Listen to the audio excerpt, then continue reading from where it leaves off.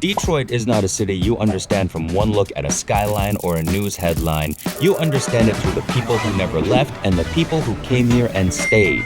The makers, the innovators, the hustlers. Because this city doesn't eat in one place. It eats in neighborhoods, in family restaurants, in chef-owned rooms, in places where migration, tradition, craft, and hospitality are served on the same plate. This is Detroit Serves. I'm Jon Kung, Detroit-based chef, cookbook author, and somebody who built an entire career out of asking, who decided that food had to stay in its lane? And Detroit gets that question better than almost anybody. That's why Woodward Avenue matters. It's the city's backbone, and with the free-to-ride QLine running through it, you can ride from one essential Detroit food experience to the next. I'm at Vecino, a restaurant that feels like Mexico City. Owner Adriana Jimenez grew up in Southwest Detroit surrounded by family restaurants. She then built a career outside of the industry, then found her way back into hospitality after reconnecting with her birthplace in Mexico City. And now, she's opened one of the most exciting new restaurants in Detroit. James Beard nominated, named one of the best restaurants by Esquire and Eater, and the Detroit Free Press called it the best restaurant in Detroit. So yeah, casual first stop. Today we're going to be doing our new aguachile on the menu. This is kind of like the crown jewel staple of Sinaloan cuisine. This right here is the crown jewel of the dish. It's a recado negro broth. So recado negro is a process that we do here. We do it when no one is here because the smoke, the chilies, this process actually takes 2 days. So we have to burn the chilies one day, and then we soak it in salt water to remove some of that bitterness. And then what we do is we blend it with the rest of the ingredients just to get this really nice broth. That's amazing. So what inspired you to do this? So we've been using recado negro. We used to use it for our Oaxacan mole. And we thought, let's change it up this year. You know, let's do something different. Let's do something new that, you know, our guests might have never tried anywhere else. We initially started with the aguachile verde, which was super popular. Yeah. Okay, that one I remember. Yeah, I was gonna say it was super popular, but we wanted to mix it up. So they kind of have the idea. We all came together. We're like, we want to keep the aguachiles, but we want to change up the broth. These seasonings right here, this is black lime. It's we grind it here ourselves, but it gives it like a really nice, like kind of a nuttiness to the dish. Is that the lime that you like dehydrate? Yes, you dehydrate it and then you grind it up really finely. We'll go in here with our cucumbers. It really does help with like the flavor, you know, so it's really nice. And then we'll go in with the black lime, salt, and then you're just gonna mix it with your hands.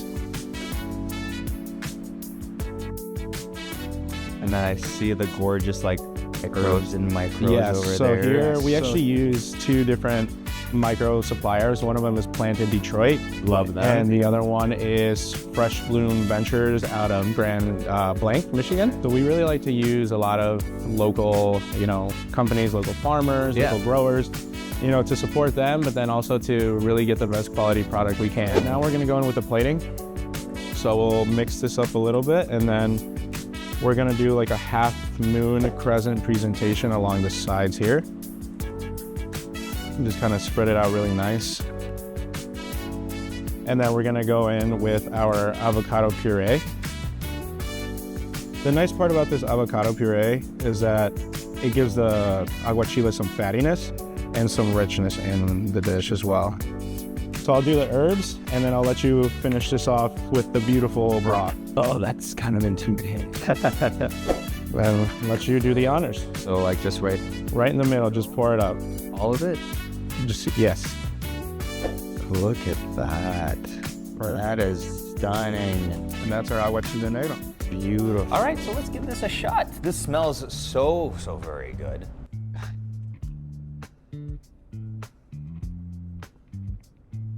That is incredible. The way that like you get such a strong hit of acid first, and then there's like an intense smokiness. It's bitter, but not acrid. It's not like overwhelming, and then you just get just a little bit of pepperiness at the end. The shrimp is actually what adds sweetness to the whole thing, and the onions are sweet. This is all sweet, and this, wow. Yeah, so it's like a perfect balance of flavors and, you know, sweetness, saltiness, acidity. What inspired you to build all of this? It It was really my travels to Mexico. I was born in Mexico City. I came to Detroit when I was 7 years old. My mom's entire family is in the restaurant business. I want to say it's in my blood. And I'm also kind of a masochist because I love the business and it really makes me happy. When I was in Mexico City, I saw the evolution of Mexican food and I was like, wow, this is so different to what we experience in the US. The amount of agriculture that we have in the state is amazing. So why not use that produce and then bring our corn and nixtamalize and all that stuff to Detroit. We're the only restaurant in Detroit with a nixtamalization program. I don't think people understand like how much work that takes. So for us, it was a cleaner way to eat, but also the way that we were meant to eat. So, and I think people see the difference when they eat them and they smell them. They certainly taste it different. Yeah. I mean, you've dined with us a few times. I believe we had a couple of times. I'm sure you've had a tortilla where you get from the store and like one from here. Yeah. And it's just different, you know? It tastes like corn. It feels like it's soft, it's giving, it's beautiful. Yeah, your body processes it differently too. And it's really cool because sometimes we'll have blue corn and then yellow corn, and then sometimes we get red corn, and like right now we have pink, blue, and yellow. So it's really nice to see the difference in smells and the taste. It does make a difference when you really pay attention. I think just the foundation of Mexican cooking, like the nixtamalization, is cooking on fire in Mexico, is what everything around it, from barbacoa to birria to everything, is on live fire, and it definitely gives it a different flavor. It just makes such a difference. I mean, there's nothing like cooking on fire. Salsas here, and people don't realize, are super, super special. One that always stays the same is the matcha. Yes. That one is never gonna go away. It's a staple, you know? My mom's favorite, by the way. Now, where did the name Vecino come from, and what does it mean to you? Vecino means neighbor in Spanish. For me, being from Southwest, I wanted to stay in Detroit, and I wanted to be part of a community that I grew up in. And obviously, we're not in Southwest, we're in Midtown, but still, I look at Detroit like we're almost like relentless when it comes to what we want and what we want to create in this community. How I found my purpose in life is, how can I make someone's day? Service towards people. People really don't know what everybody's going through. Yeah. Everybody goes out to eat for a different reason, you know? So we just try to make everybody in here, when they come through these doors, welcome and just in a safe space where they can just enjoy a meal with their loved ones or anybody. We're here in Brush Park at Leña, where Executive Chef Mike Conrad cooks with fire, restraint, and just enough chaos to keep things interesting. He is a StarChefs Rising Star, the former chef de cuisine at James Beard-nominated Decoy, and now runs the show at Leña, which has earned a spot on our Detroit's top 10 restaurants list. So for our next stop, we're going straight into the fire. What have we got going on today? Today we're going to do a little stuffed calamari. It's a dish that has kind of been off and on the menu since we opened. Yeah. One of the first dishes that I think I workshop on in this kitchen. Yeah. So it's not always here, but when it is, it is. We're taking just some nice calamari and shrimp from the Gulf. Yeah. And we're making a little like rice filling with they're so cute. Rice filling with the prawns from the Gulf and herbs, espelette, just all the stuff that's, you know, in there. And we're gonna cook it out plancha, you know? What inspired this dish? What inspired you to make this? I think this dish is like all over Spain, from north to south, Basque dish as well, and also in the Canary Islands. I thought it was a really cool way for us to play with some different flavors and techniques that we hadn't been doing here yet. This is a 36 gauge piece of stainless steel. Under there, we're burning Michigan white oak, which is our heat wood, and we use Michigan cherry and Michigan apple as our flavor wood. And so we build a fire and we kind of toss it into there, and then the place steel gets very hot. So we're gonna take our calamari and kind of put it on here. You want it to fry in the olive oil a little bit. We're just trying to get a little bit of color on here. These have been steamed in a mixture of white wine and kombu, and you know, just to impart some of the drama, the flavor of the sea, right? Right here we have our squid sauce. What goes in that? So we start with a base of dashi, just very traditional, bonito, kombu, happens quick. I make a sofrito out of peppers and onions and some chilies. and cook that for a long time. That's gonna give us our color, and it's also gonna kind of like tack it up. This is that red pepper sauce from the Canary Islands, Mojo Verde, Mojo Rojo. Rojo. We char peppers, and this is like sherry vinegar, garlic, and really nice olive oil, Pollo Blanco olive oil. And we just kind of, this is like a sauce that's always on the menu. It is that delicious. Mojo Rojo sounds like a Powerpuff Girls villain. Mojo Roro. We start with lemon juice always, just to kind of like bring up a little bit of that base acidity that the sauces still have, but we want every bite to have, a little bit of the this and the that. This is that Pollo Blanco olive oil that I was talking about. And we're gonna blast it. A little bit of crunchy salt, because you have to. Yes. And then some espelette. Espelette is a dried pepper from the Basque region of Spain, is where we get these ones. All right, so we're gonna go down first with that Mojo Rojo, which is that red pepper sauce from the Canary Islands. Just a little bit there, Hefe, right in the middle. It's beautiful. There's already drama there, right? Yeah. But so that dashi squidding sofrito sauce that we talked about, that's like, for me, that's the icing on the cake. Yeah. Nice and nappe, good consistency. We're gonna paint it over the top. Oh my really God, delicately. look at that. It's cute. Wow. I love the way that the color like interacts with the black and the red together. I feel like everything at Leña is like red. When you say everything we do, it's just red peppers and everything. Espelette, smoked paprika, pimenton. Now tell me a little bit about the name Leña. Leña just means wood fire. So we kind of like, it wasn't really, there's a couple of Spanish restaurants, European Spanish restaurants in the city. We thought it might be a cool way to do that, but like make it Mike. Yeah. Food, for instance, like a little bit of dashi in the squidding sauce, stuff like that. All right, so yeah, this is that stuff for that bomba rice with the prawns from the Gulf. And a couple of sauces. One's a little bit more unctuous, one's a little bit more acidic and bright, and French fried potatoes, guys. Oh my God. It's joking. It's so delicious. Wait, hold on. That's stunning. It's so smoky and so alive. And you're right about that parsley. It just like brings it up. The herbs, you got to have a little bit of green stuff to brighten things up. Wow, that's delicious. I love like the change, like the difference in texture, the way that, I mean, yes, it's like stuffed like a sausage, but everything in there is just so ready to, it's just so overstuffed and ready to explode with all that different flavors and all. I feel like Spaniards, everybody says this about like old European cuisines, they eat to live and they live to eat. Spain is a beautiful place with a bunch of different, microclimates that, offer different things, and people just drink and eat to be merry.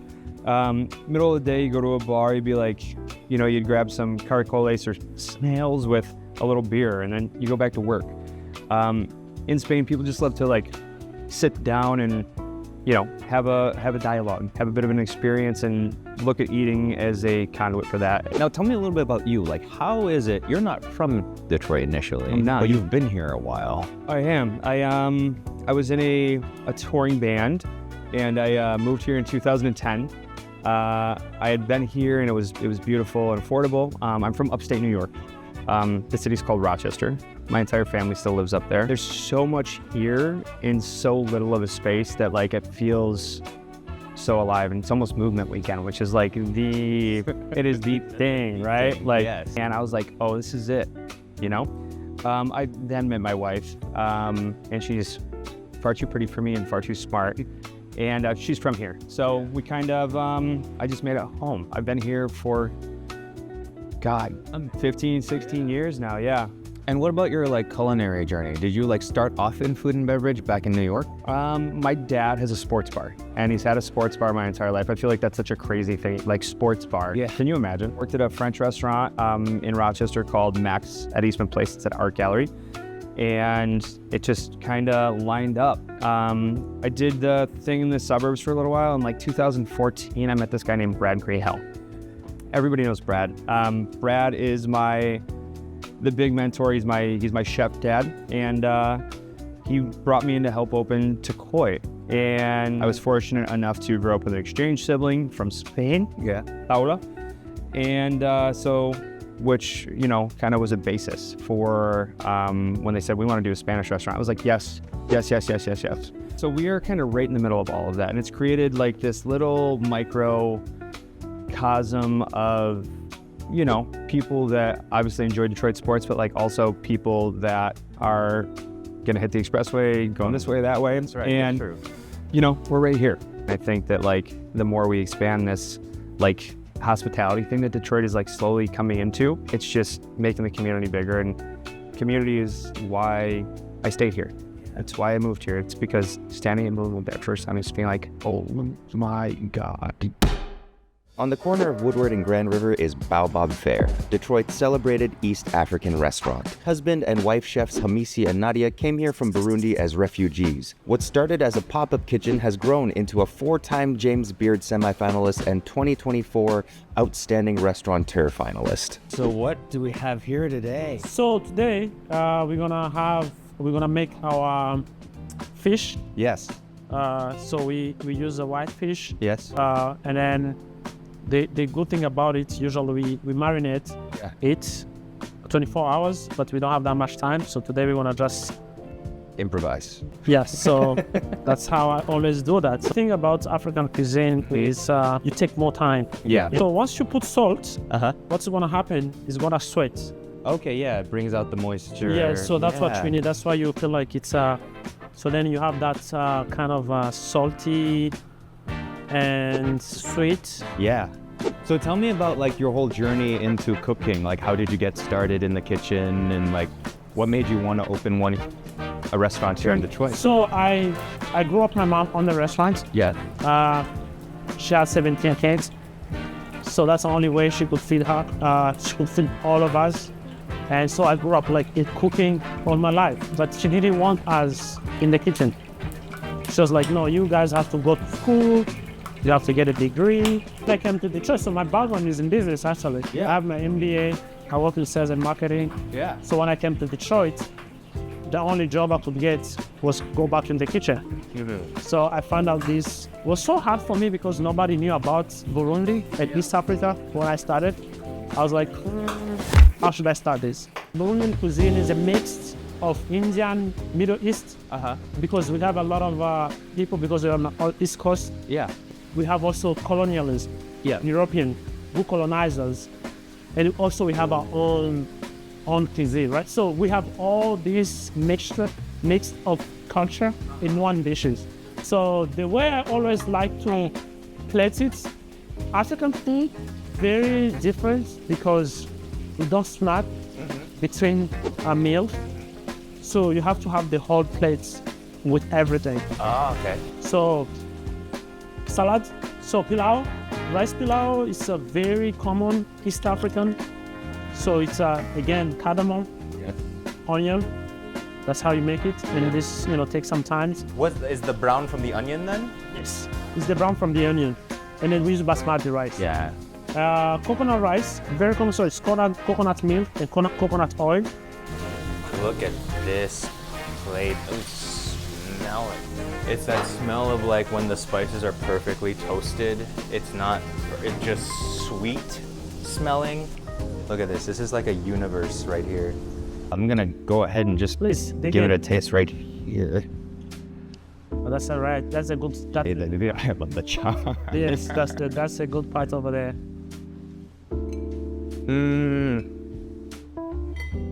That is so good. It's bright. People will hear like mustard and pepper and stuff. It's not spicy at all. It's just like a perfect balance. It's how you want a fish to taste. Oh my gosh. When did Detroit really, truly start feeling like home to you? But what is home? Home is Detroit or home is here. So it was kind of conflicting my emotions. Yeah. And I was like, have to pick up home, have to find a home. And I was like, I have to choose where I live, where I'm spending all my time, where I would die. So it's Detroit. I think that moment changed a lot. Tell us a little bit about the name. Why Baobab? I only know Baobab as a tree. We choose Baobab as a tree because we feel like this is how we are growing in Detroit, as a Baobab tree growing.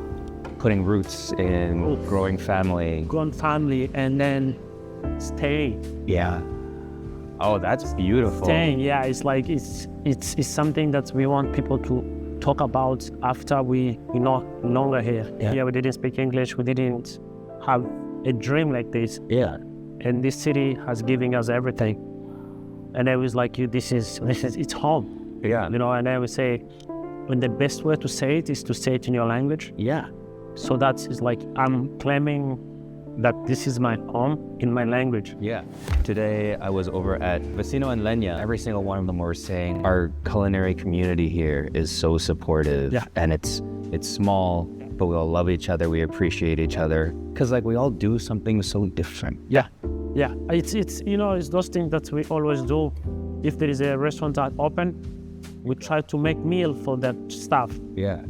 To show that love back. And again, I think it's a way of welcoming them in this and make them feel that they're not alone.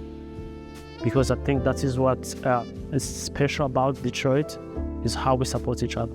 If you go somewhere, they're gonna tell you, they say, oh, did you check Baobab Fare? You know what I'm saying? This is did you check Supino? So did you check Yam Village?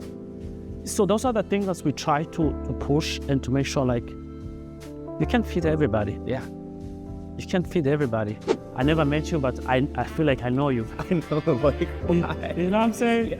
It's like we feel like we brothers, we friends. That is special. I want people who are coming here to know and to understand that. 3 restaurants right off of one street. Leña and Vecino are turning wood fire into high art, and Baobab Fare is writing a love letter to East African cuisine through every dish. And all 3 represent the best of what you'll find here in Detroit.